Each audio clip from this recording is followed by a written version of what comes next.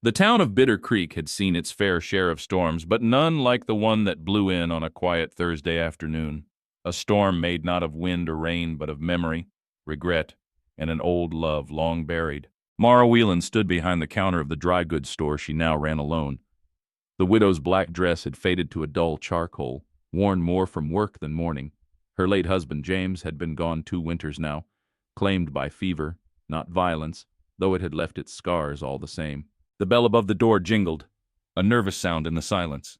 3 men walked in. They didn't speak at first, just stood there, boots caked in trail dust, eyes that didn't blink enough. Mara's hand hesitated over the ledger, pen frozen mid-mark. She knew that look. Men who didn't come for flour or sugar. Men who didn't knock when they took what they wanted. One of them, the biggest, stepped forward. "You're coming with us, ma'am." Her heart skipped. "I'm not going anywhere. You don't got much say in it." His voice was calm, too calm. "Orders from Dakota Ray. He says he's claiming what's his." The name was a ghost. Dakota Ray, outlaw, land snatcher, and the man who thought any widow alone was fair game. She had heard he'd set his eyes on her land the moment James died. Mara took a slow step back. "This is my store. This is my life. Tell him he'll have to take it from me cold." A flicker of anger passed across the man's face. But before he could move, another voice rang out from the doorway. "No one's taken her, not now, not again." The door swung open fully, sunlight pouring around the silhouette of a man whose presence struck Mara like lightning. Luke Calder. The name twisted in her chest like thorns. 10 years ago, he'd been the man she swore to marry. Then he vanished, leaving only a single note with no explanation. Now he stood there with a 6-shooter in one hand, and in the other, a badge. Mara's breath caught. "Luke?" He didn't answer her. His eyes were locked on the 3 men. "I don't like threats," Luke said, "especially to a woman who's been through enough." The outlaw to Luke's right reached slowly for his belt. Luke cocked his gun. "I wouldn't." A tense moment stretched between them like rawhide. Then, without warning, the biggest man backed away, scowling, but not foolish. "This ain't over," he said. "Ray gets what he wants." "Not this time," Luke muttered. They left in a storm of bootsteps and dust. The door shut behind them with a final click. Mara didn't move. Neither did Luke. She looked at him with 1,000 questions in her eyes. But only one slipped out. "Why now?" Luke looked at her. Really looked. And what she saw in his face wasn't just the weight of years or regret. It was fear. "I came to protect you," he said. "But I might be the one who hurts you most." And then, without another word, he did the unthinkable. He raised his gun and pointed it straight at her. The barrel of Luke Calder's revolver looked colder than steel had any right to be. Mara didn't blink, didn't flinch. Her hand stayed on the wooden counter, the only barrier between her and the man who once made her believe in forever. She looked into his eyes, not the gun, and what she saw there was not hatred. It was torment. "Is this your idea of protecting me, Luke?" Her voice didn't tremble, though her chest felt like a dry field about to catch fire. He didn't lower the gun. Not yet. His voice was rough with what he wouldn't say. "I needed you to know I could. That I still might have to. Because Ray's not after your land, Mara." He took one step closer. "He's after you." Her breath caught. "You think I don't know that?" Luke finally lowered the gun, slow and stiff, as if it pained him. He set it gently on the counter between them and stepped back, dragging a calloused hand down his face. "I didn't come here to scare you. I came here because the last time someone tried to hurt you, I wasn't there." A silence fell, full of things they couldn't say. Then softly she asked, "Why did you leave?" Luke looked like he'd been waiting for that question every day for 10 years. "There was a bounty on my head," he said, "for a crime I didn't commit. I ran because if I stayed, they'd have used you to get to me, and that I couldn't let happen." "You should have trusted me," she whispered. "I was young and scared," he admitted. "You deserved a man, not a boy with nothing but a broken pistol and a wanted poster with his face on it." Mara crossed her arms, keeping her composure like she'd learned to do since James died. "And now you think you can just ride back into my life?" Luke's voice lowered. "I didn't come to ride back in. I came to die here if I have to, if it means you're safe." Just then a soft knock came at the back door. 3 taps, then silence. Mara's eyes darted toward it. "I don't get deliveries this time of day." Luke was already moving, gun back in hand, all hesitation gone. He put a finger to his lips and motioned toward the side wall. Mara followed, silent, heart pounding louder than boots on a porch. Luke opened the back door slowly. "No one, just the wind." But nailed to the wooden frame with the tip of a Bowie knife was a single strip of paper. On it, written in dark, smeared ink, "Tonight, midnight, she comes with us, or we take the whole town." Luke clenched the note, knuckles white. "They're not bluffing." Mara's voice was low. "You said you came to protect me." "I did." "Then you'd better mean it, Luke, because I've lost one man to death."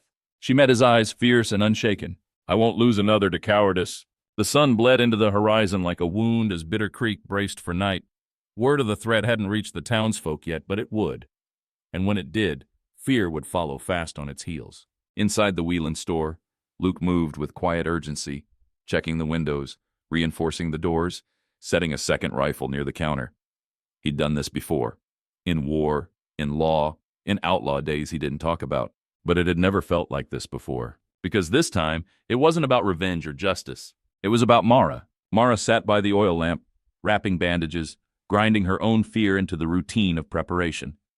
Her eyes followed Luke, not with distrust, but with something more dangerous, reluctant hope. "You still wear the badge?" she asked. Luke glanced at the tin star tucked just inside his vest. "I wear it when it means something. And right now, it means I protect you." Mara gave a quiet nod, but her fingers paused on the cloth in her lap. "You said Dakota Ray wants me. Why?" Luke hesitated. "Because you're the only one James ever trusted with the land deed." She looked up. "The deed?" Luke stepped closer, lowering his voice. "Turns out this patch of dust your husband claimed has water rights buried deep in the old charter. Ray found out. He doesn't want you for love. He wants control." Mara's stomach turned, not in surprise, but in confirmation. "James always said this land was worth more than it looked." "It's worth fighting for," Luke said gently. She looked at him a long moment. "Then don't fight alone." They both turned as the bell above the door rang again, this time with a frantic jingle. A young boy, no more than 12, stood in the doorway, panting hard. "Miss Mara, Ma says they're already on the ridge. 12 men on horseback. They've lit torches." Luke's jaw tightened. "How long before midnight?" he asked. The boy gulped. "About an hour and a half." Luke knelt to the boy's level. "Go home, stay low, tell your ma to bar the doors." When the boy ran off into the dusk, Mara stepped toward Luke.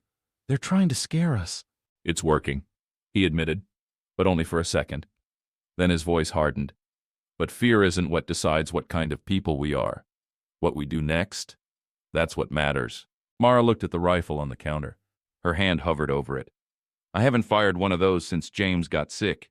Luke touched her hand. "You won't have to, if I can help it." But outside, the torches were multiplying. And somewhere on the far hill beneath the red sky, a man with a scar down his neck and eyes like ice whispered to his men, "At midnight we take the widow, or we burn Bitter Creek to ash." Night fell over Bitter Creek like a wool blanket pulled tight, heavy, dark, and suffocating. The sky above was a sheet of stars, too quiet for what the land below was bracing for. In the back room of the store, Luke loaded his rifle with the calm of a man who had known chaos too long to fear it. His movements were practiced, but his hands trembled once, just once, when he caught Mara watching him. She sat near the window, eyes trained on the hills outside. Torches flickered there like wild eyes blinking in the dark. "You said you might be the one to hurt me," she said, voice low. "But you never asked what it did to me when you left." Luke didn't answer right away. He finished loading, then leaned the rifle against the wall and sat beside her. "I thought I was protecting you," he said. "But the truth is, I ran because I didn't think I was worth being loved. Not by you." Mara didn't cry. She'd forgotten how. "You think I wanted James? I married him because it was safe. Because I needed a roof and a name and something to keep the cold off at night." Luke's shoulders sagged. "And now you're about to lose that too." "No," she said, "not this time." They sat in silence, the weight of the years pressing down like the night itself. Then a sound outside. Hooves. Multiple horses circling. Luke grabbed the rifle, Mara beside him now, lantern dimmed. A voice rang out loud and too calm. "Widow Whelan, it's midnight. Send your answer or we take it all." Luke moved to the front door but didn't open it. He shouted through the wood, "You're not getting her. Not now, not ever." A laugh followed, cold, cruel. Then another voice spoke, one that froze Mara to the floor. It was Dakota Ray himself. "Well now," Ray called. "Ain't this a surprise?" "You finally come back," Luke called her. "You were always the soft one." Luke didn't blink. "Step foot in this store and you won't take another." Ray chuckled. "I'm not the one you should worry about, Calder. You think you're saving her, but she's the one with the secret." Mara's breath caught. Luke turned slowly toward her. "What's he talking about?" Mara backed away from the window. "He's bluffing." Luke's face darkened. "Mara, But then the front of the store exploded inward. A rock, wrapped in oil-soaked cloth and flame, crashed through the front glass, fire licking the counter. Luke threw his coat over it, stomping out the spark before it caught the curtains. "They're not waiting," he growled. He grabbed Mara's arm. "We're getting out the back." "But the boy said they were on the ridge." "I know," Luke said. "We're not running. We're going to draw them in." Mara's eyes narrowed. "You have a plan?" Luke looked back at her. "No, but I have a reason." Smoke hung in the air like a warning. The front of the store crackled where glass met fire-scorched wood, but Luke's coat had smothered most of the damage. Outside, torchlight danced across the dust like restless spirits. Luke led Mara out the back, his hand firmly gripping hers. Not like a man claiming ownership, but like one anchoring the only thing left that mattered. They crept behind crates and barrels, moving toward the narrow alley between the store and the saddle shop. The streets were mostly empty. The townsfolk had taken shelter, drawn curtains, barred doors, all except one. Miss Hendricks, the elderly schoolteacher, peeked from her second-floor window. Luke saw her silhouette and gave a quick nod. She dipped back into the dark without a sound. "She's still sharp," Mara whispered. "Sharper than most men I've met," Luke muttered. They reached the alley and Luke paused. His back against the wall, he peeked toward Main Street. "They've split up," he said, trying to flank. "How many?" "6, maybe more." Mara gripped the small derringer hidden beneath her shawl. "Then we don't have much time." Luke turned to her, his voice low but urgent. "Before this goes any further, what did Dakota mean? About your secret?" Mara's face tightened. Her lips parted, but the words didn't come easily. "I lied to you," she said finally. "When I said James left me nothing." Luke froze. "What do you mean?" "He left me the deed, yes. But he also left me a journal. In it he wrote about dealings with Dakota Ray. Before we were married." Luke's jaw clenched. "He was in business with Ray?" "Not willingly. Ray extorted him, used threats, bribes, made James sign off water rights in a deal that was never recorded legally. The only copy is in that journal." "And you have it?" She nodded. "Hidden. In the root cellar. I planned to burn it. I didn't want trouble." Luke let out a slow breath like a man realizing the fire had been underfoot all along. "You didn't tell anyone?" "I thought if I kept quiet, he'd forget about me." Luke stepped closer, putting a hand to her cheek. "Ray doesn't forget. And he doesn't forgive." Mara looked into his eyes. "Neither do I." A whistle cut through the air. Sharp. A signal. Luke pulled her deeper into the alley, pushing her behind the rain barrel just as 2 men passed by, their boots loud on the boards. One of them stopped. "I swear I saw movement." The other grunted. "Ain't no one left outside, not after that fire." "Still, Ray said bring her back breathing, not bleeding. Let's check the back alleys." Footsteps turned. Luke raised his rifle slowly. Mara reached toward him, eyes full of something between fear and resolve. "You'll have to shoot." "I won't, not unless I have to." Then, a glass bottle fell from a window above, smashing loud against the ground behind the outlaws. The men spun around, startled. Luke didn't hesitate. He pulled Mara up and darted across the alley into the shadow of the mill. Inside the darkness, breathless, she whispered, "That was Miss Hendricks, wasn't it?" "She always did know how to time a lesson," Luke replied with a half-smile.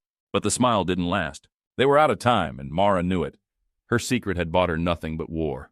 And now Bitter Creek would pay, unless she faced Dakota Ray herself. The grain mill had long been silent, its gears rusted and forgotten. Dust clung to every beam, and the smell of old oats lingered like ghosts in the rafters. Luke and Mara crouched beneath the loft stairs, ears straining for footsteps. Outside, Bitter Creek breathed shallowly, every window dim, every dog silent. The kind of stillness that only came before something broke. Mara's voice broke the silence first, low and steady. "We can't keep running, Luke. Sooner or later they'll corner us. Or worse, someone else gets caught in the crossfire." Luke nodded grimly. "I've fought men like Ray before. They burn what they can't buy, and they never fight fair." Mara turned to face him fully. Her face was pale in the dark, but her eyes shone with a courage born not of recklessness but survival. "Then let's end it."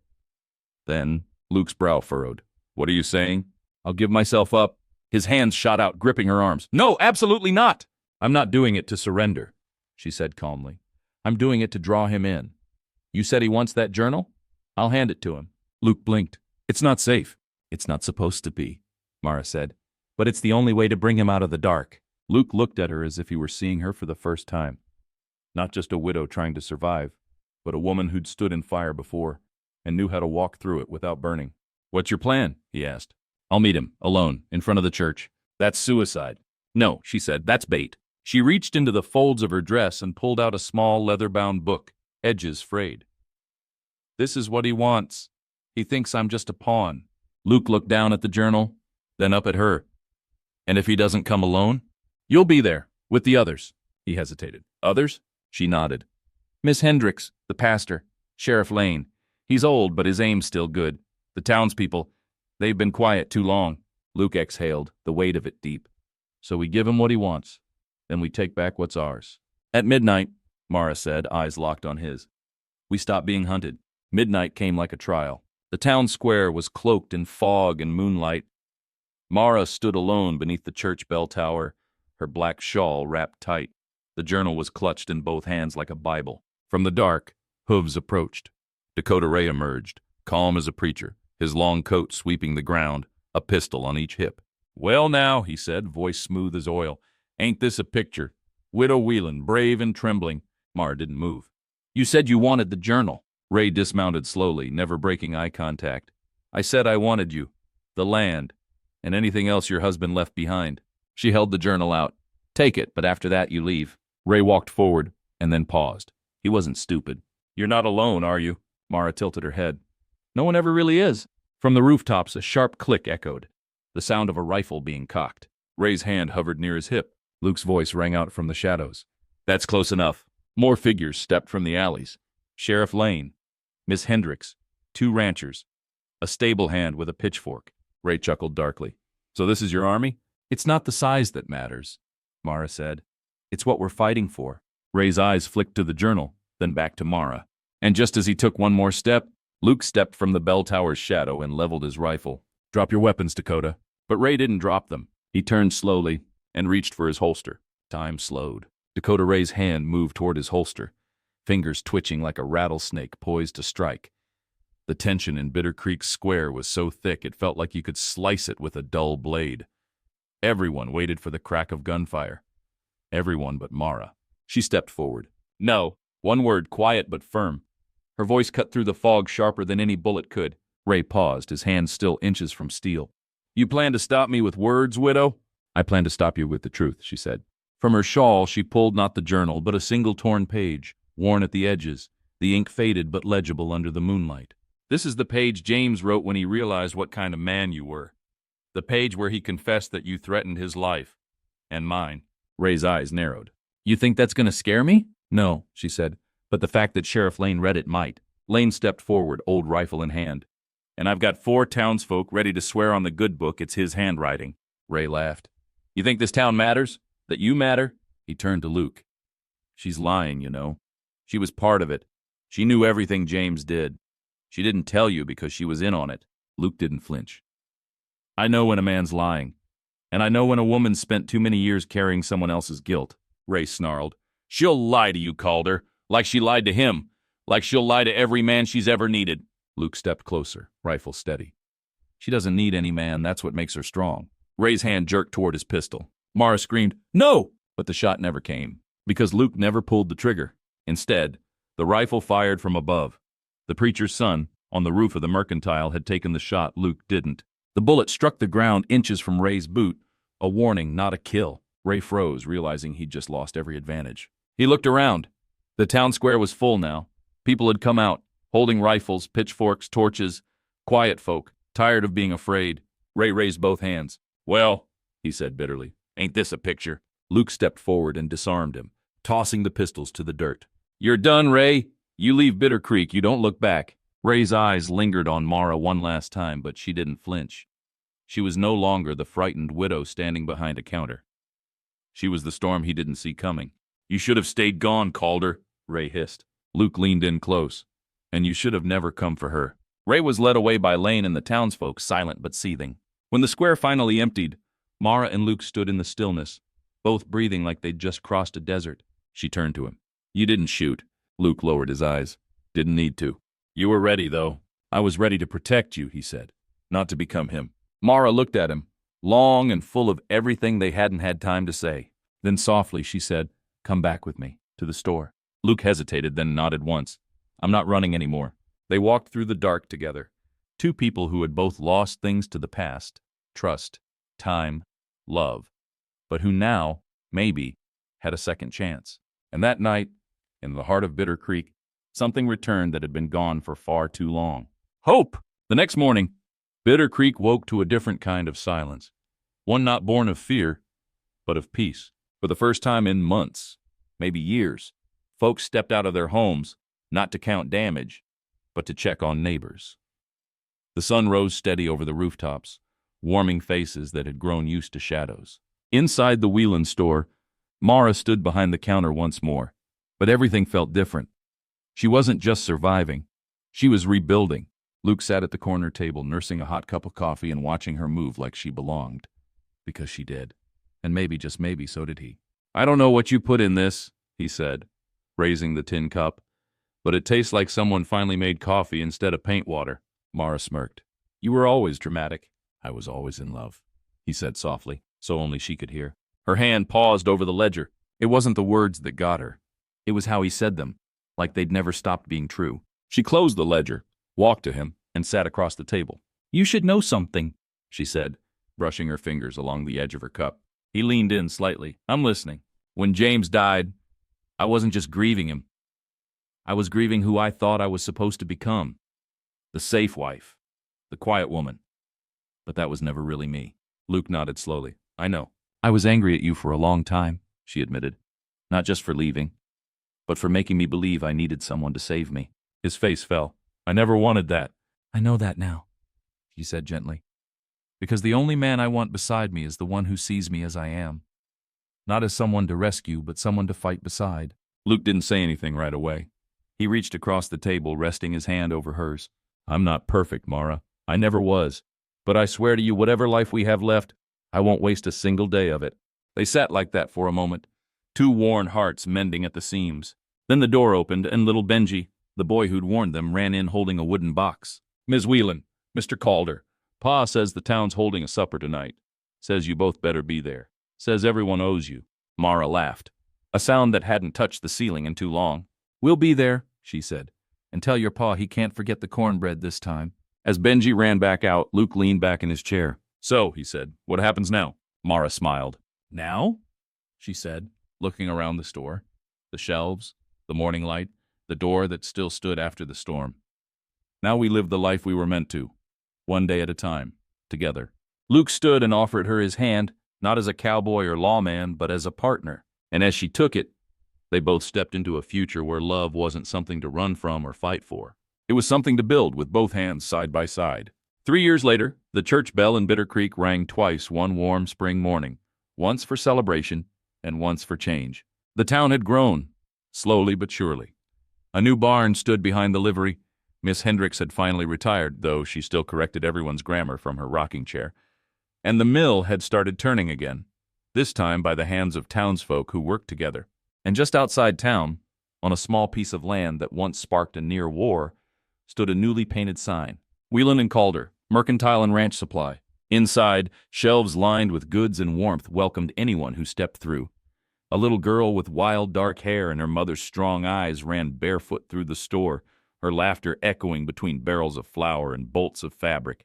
"Mama, Papa," she called. "He's here." Luke stepped out from the back room, wiping his hands on a cloth. His beard was a bit thicker, a little more gray at the temples, but his eyes still lit up every time he saw her. "Who's here, honey?" he asked, scooping her up. "The man with the wagon," she said, pointing toward the front. Sure enough, it was Sheriff Lane's son, now full-grown and running the supply route from downriver. He tipped his hat as Mara appeared behind the counter, a soft smile on her face. "Got your order of coffee beans and sugar," the young man said. "And Miss Hendricks' peppermint sticks. She'd skin us if we forgot those," Mara laughed. As they unloaded, Luke stood back and watched. His daughter tugged on his shirt. "Will you tell me the story again, Papa?" "Which one?" he asked. "The one where you didn't shoot the bad man, and Mama saved the town." Luke looked to Mara, who was wiping her hands on her apron, already watching him with that look he still wasn't used to. The one that said, "You're home." He crouched next to his daughter. "One day," he said, "when you're a little older, I'll tell you every part of it. How your mama was braver than any lawman, and how sometimes the best kind of justice doesn't come from a bullet." He paused, ruffling her hair. "But from standing your ground with the right people beside you." The little girl beamed. "Like Mama?" "Exactly like Mama." And as the bell above the door chimed again, welcoming another neighbor inside, Luke looked around the store one more time, the place where everything had ended once, and begun again.